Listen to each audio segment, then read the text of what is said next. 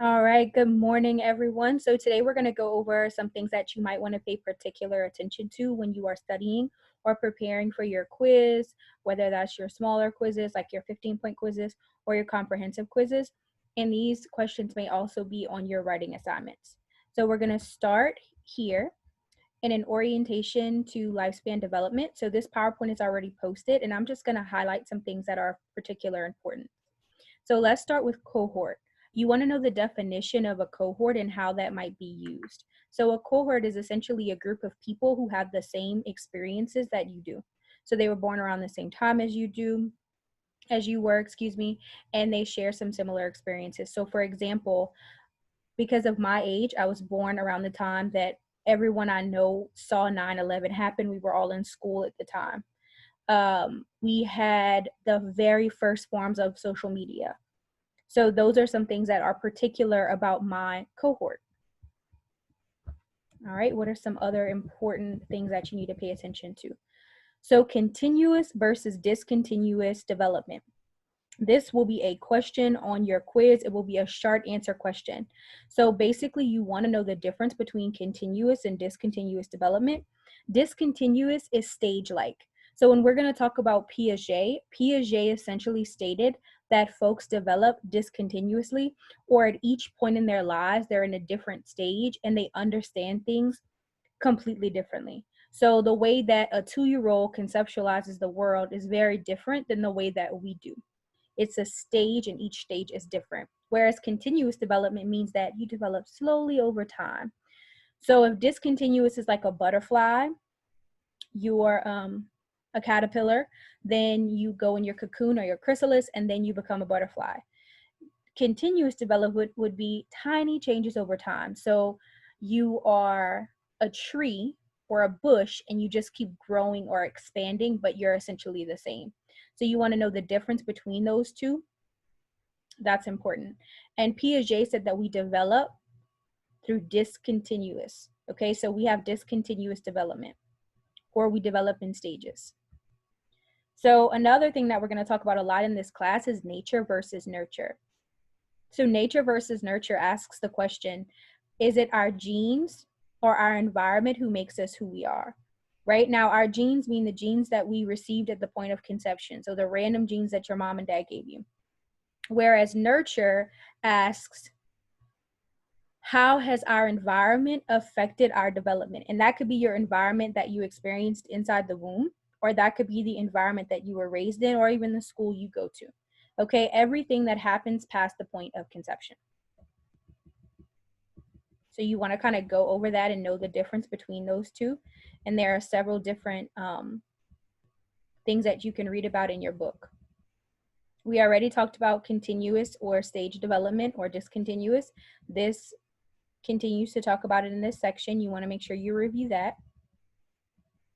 So review psychoanalytic theory. Of course, you need to know it generally. It's going to come up throughout the course, but it's not something I would particularly concentrate on for these sets of exams. So I'm going to highlight Piaget again.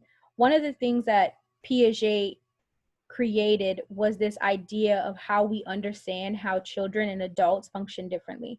So essentially, he made this argument that children's way of thinking was completely different than the way that adults understand and conceptualize the world. So you want to just know that about him and know that he thought that our development was a stage-like process. So he thought that children were qualitatively different than adults. So when you ask a child something, the way that they understand the world is different. So you will see this week that I have attached a video which talks about how children kind of conceptualize the world differently. So you want to make sure that you review that. So behaviorism, I love behaviorism. So the behaviorist perspective basically says they really push this nurture.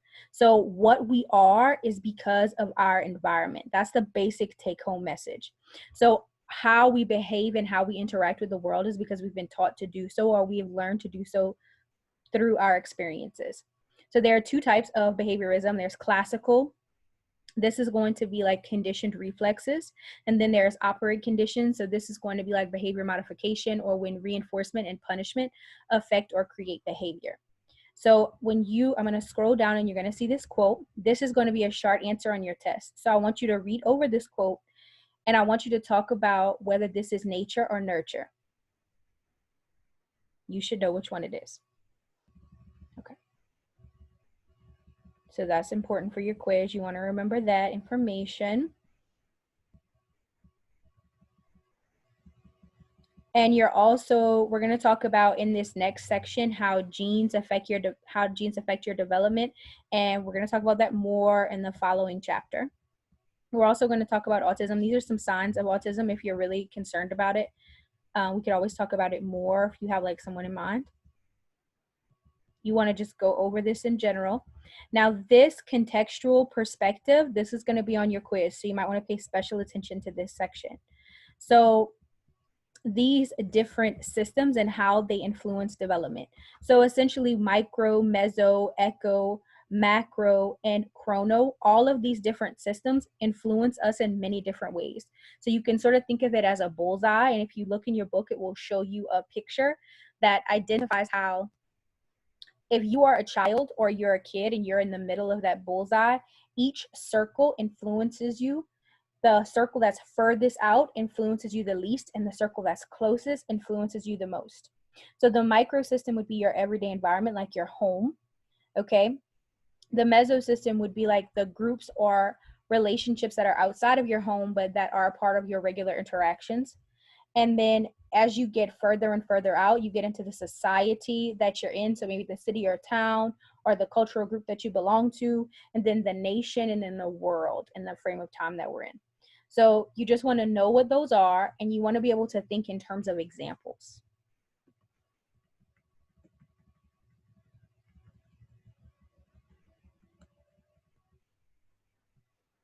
So here's something else that we're going to talk about throughout the course. So you want to keep this in mind and understand what a correlation is.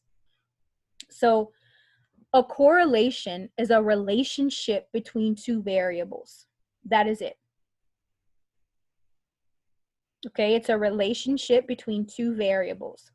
Correlations, as you can see here, these correlation coefficients, they are 0, 1, and -1.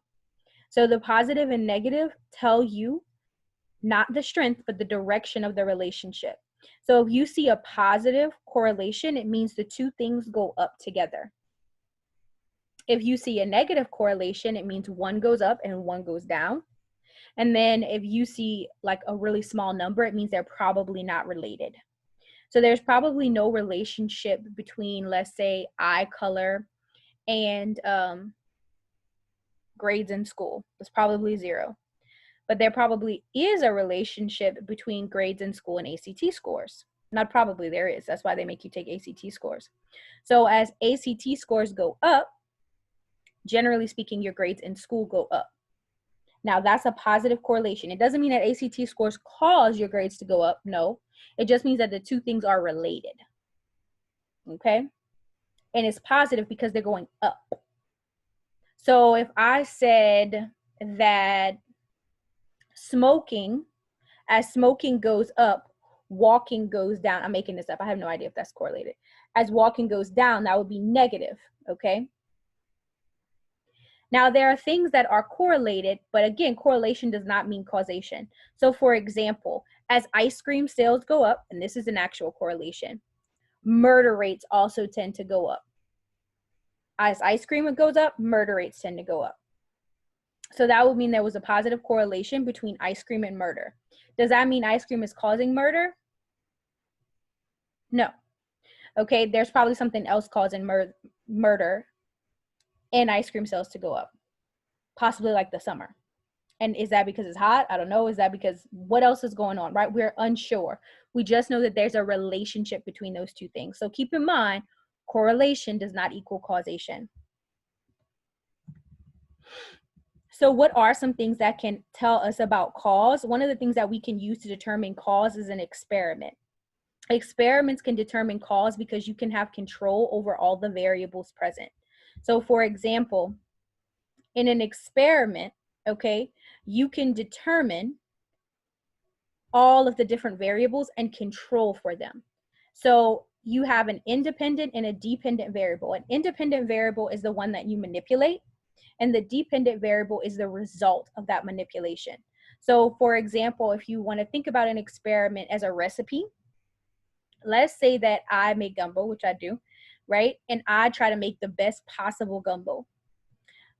But every time I make it, I change about 3 or 4 things. If I do that, it's hard for me to determine what has caused the change. But if I take my time and I only change one thing at a time, then I can blame that one thing on the change. So for example, let's say that I keep all the rest of my recipe the same, every other part the same, but I change the sausage that I add to the recipe. And then one time it comes out really, really good. Then you could infer that it was the sausage that caused that change. So in that particular experiment or recipe, the sausage is going to be the independent variable, and the dependent variable is going to be the taste. The reason that this can be an experiment is because I have control. Without control, you cannot determine causality.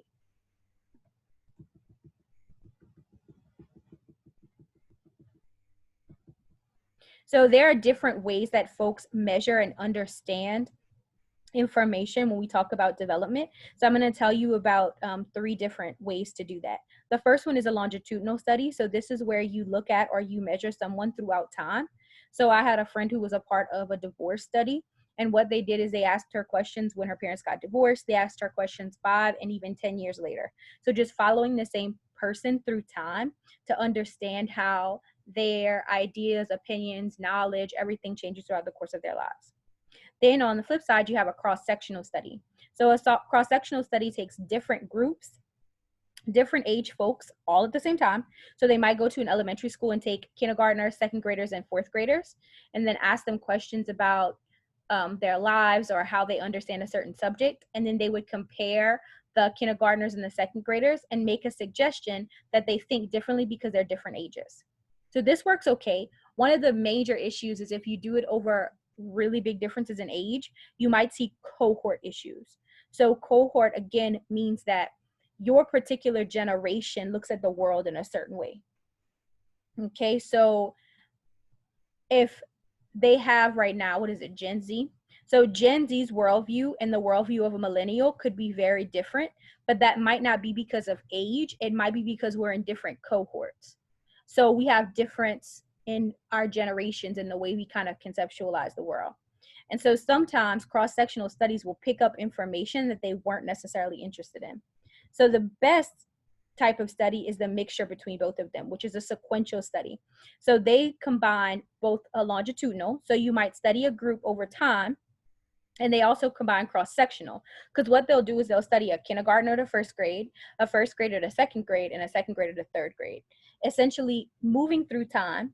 But because you're studying different ages, you're getting more information a lot faster.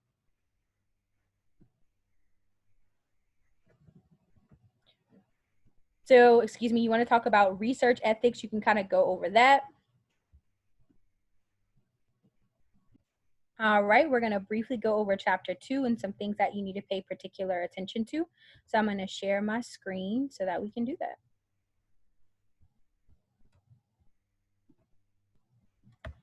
So in this section, we're going to talk about what happens at the point of fertilization and conception. I want you to kind of go over this, and then I've also attached a video that you should watch about fertilization. So it just basically goes over all that is here. So you want to make sure you get that information and the different stages that we go through while we're in the womb, okay, and how development happens.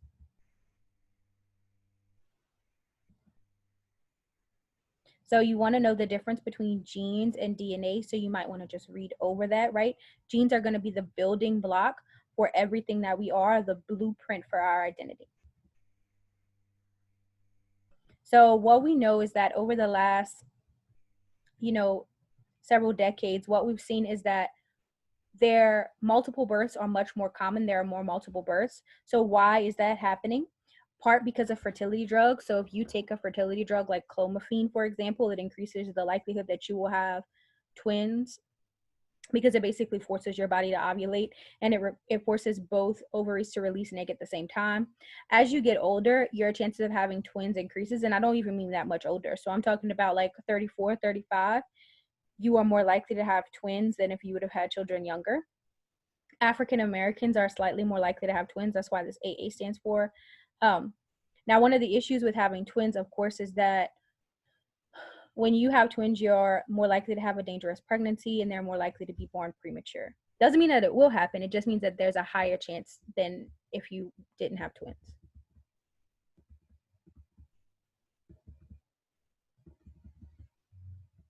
And you should read over all of these, but I'm going to only highlight things of particular importance.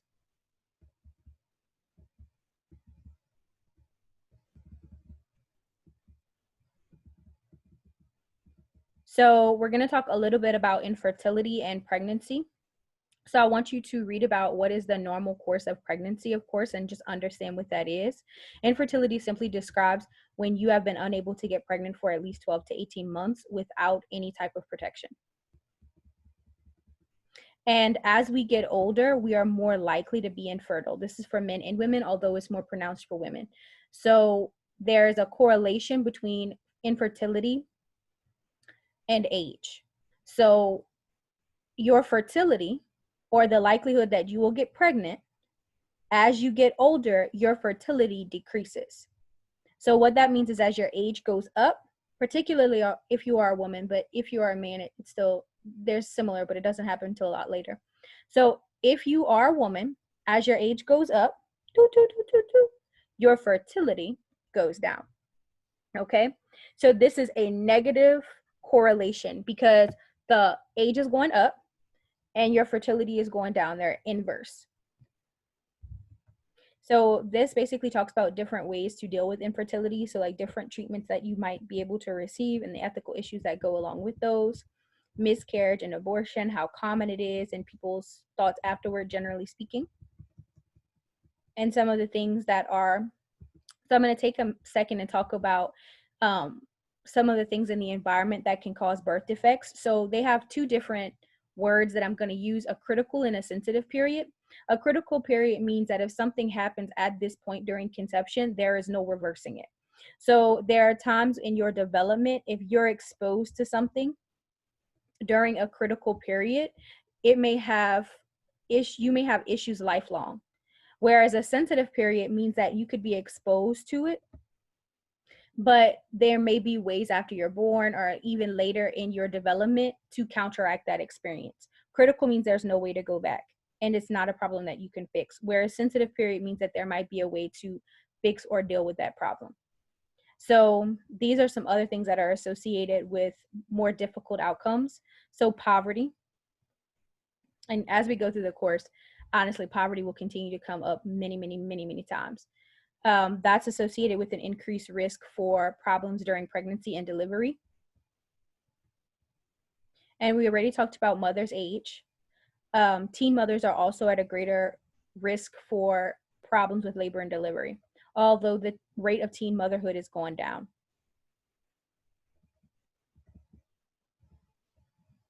So I brought up sensitive period versus critical period. So here's an example of a critical period. So if you are, as a mother, exposed prior to the 11th week of pregnancy, what is likely to happen is if you're exposed to German measles, blindness, deafness, heart defects, or brain damage. That is irreversible. If that were to happen, some women experience these symptoms and those things are irreversible. You cannot fix the damage that has been done to the fetus. Whereas other exposures may lead to an increased sensitivity, but those may be reversible.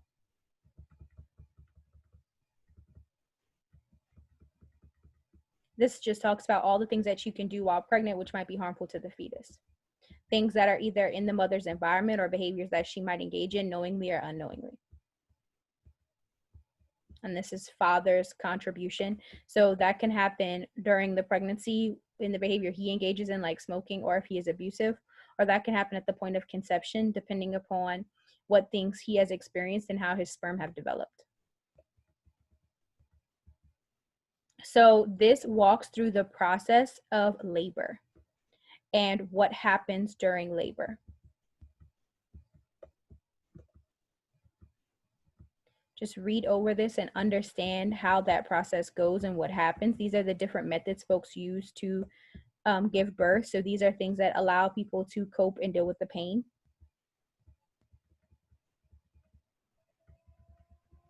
So in the United States, okay, infant survival is less likely than in other industrialized nations. So why is that? The United States has a high rate of low birth weight and preterm deliveries.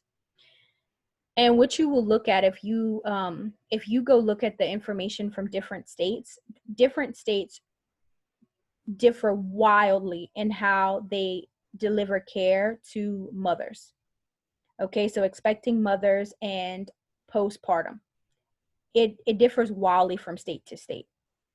So, and what I mean by that is, like, if you looked at Mississippi versus like New York, or not even that far apart, but sometimes even places like Arkansas versus Florida, you would find distinct differences. There's a lot of economic diversity within the United States, or there are areas that have high poverty, and that's associated with less quality care. And in other industrialized nations, paid maternity leave is provided. So in the United States, it's not uncommon for someone to give birth and then several days to a week later to return to work, or to work up until the point that they deliver.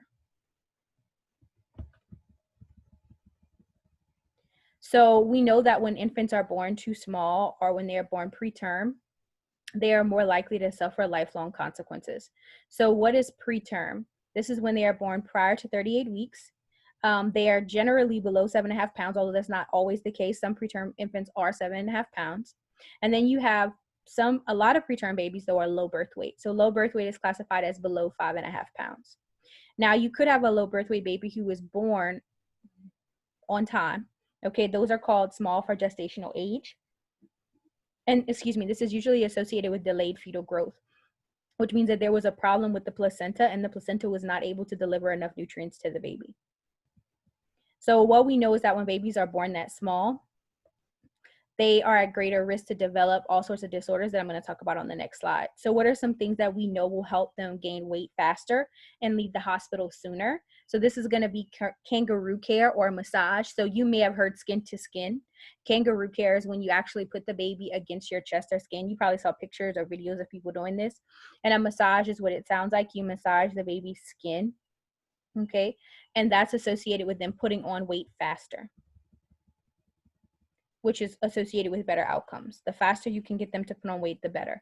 And you want to make as much contact with the baby as possible. It is no longer recommended that they sit in incubators without that human contact. So if they have to sit in incubators for other reasons, folks try to touch them and be close to them as much as possible. So what are some issues when you have a low birth weight baby?